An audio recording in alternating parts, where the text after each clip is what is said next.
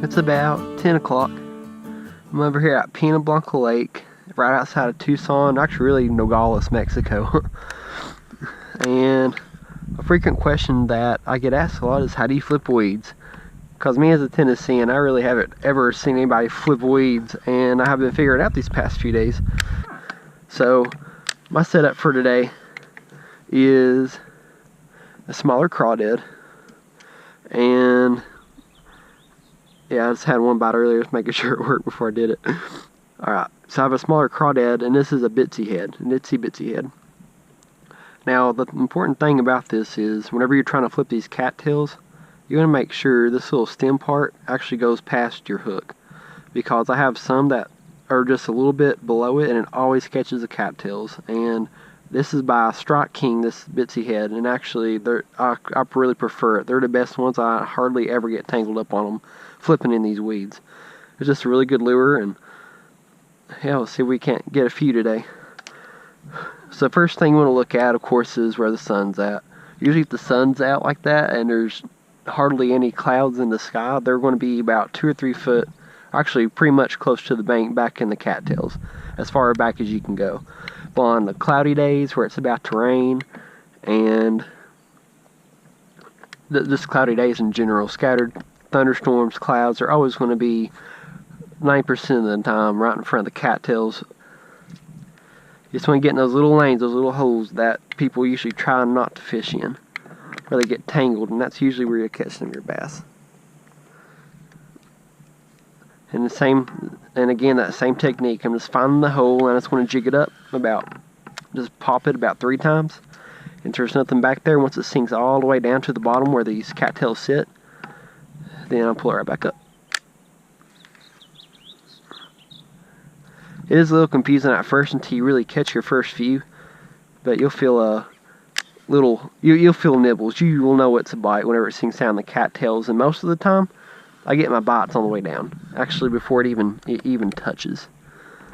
So it's just something to look for. So you let it down and then tug on it just a little bit, kind of like that. Just make sure there's no tension on the line, and whenever there is, just reel it back up. That's really my pattern. I'm choosing the crawdad today a little smaller because the water's about 85 degrees. So smaller and warmer and bigger and colder. And we'll see how this goes today. So what I'm running right now is a 7 to 5 to 1 mock crush reel. It's a medium heavy pole, because whenever you get back in these cattails, you need something really sturdy to pull it out with. I'm actually running a 50-pound braid right here.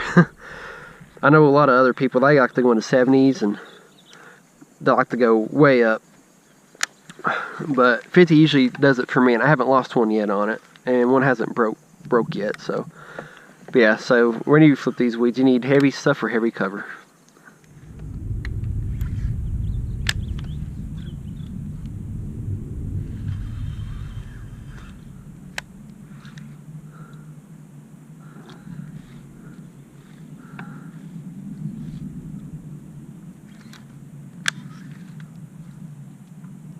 There's one.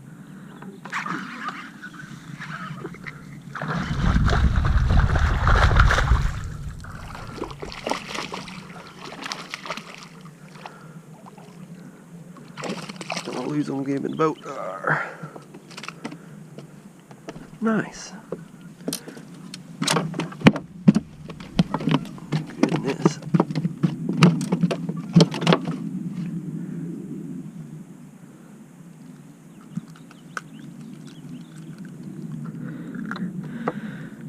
Not a bad one. Pretty good looking fish. I'm gonna keep my best too.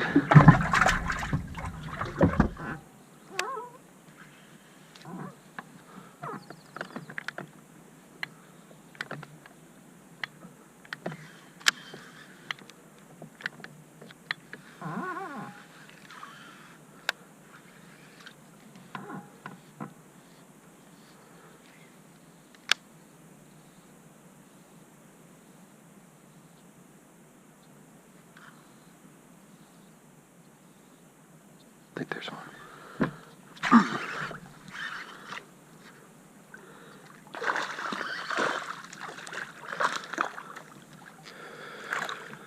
Little guy.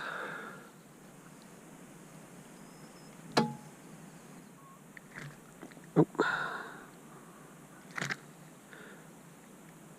You're just a little guy. Oh, goodness gracious. I can't come fish today. Quick release. Don't worry, the Chico buddy. Little guy.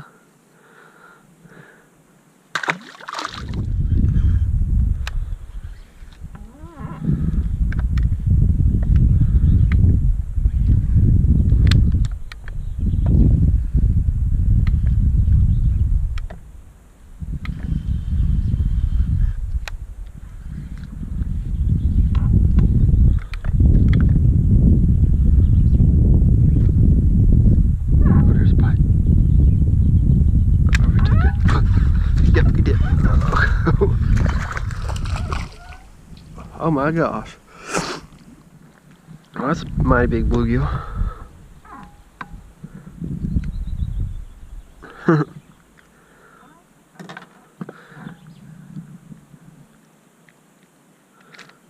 man. A pretty big bluegill.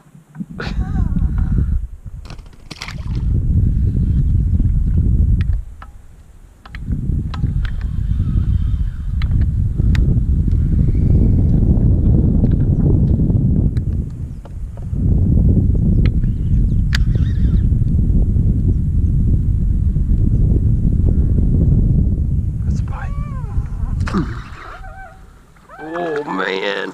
Oh. Oh, that was a good one. Oh, I can't believe he just got off. I bet you got him on film now. He was a good one. Well, I set the GoPro charge and y'all just missed one. I don't know if I can get him out. Got all the water in here.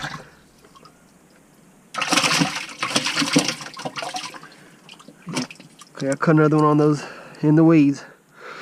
Same technique. Just want to show y'all so I can keep counting how much I got today.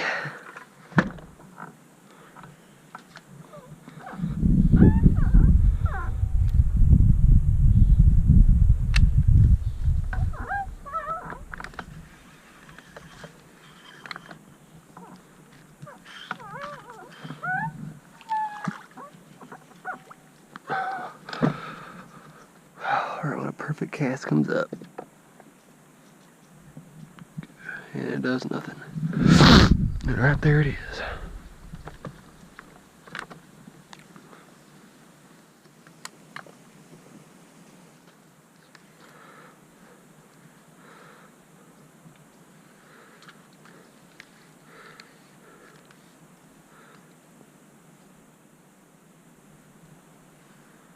That's a bite. Get it out. Get him out.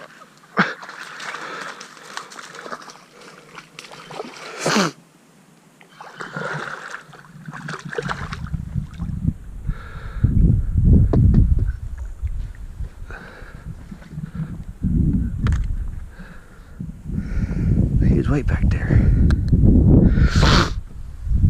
Another little guy, way back there in the weeds. Here he goes.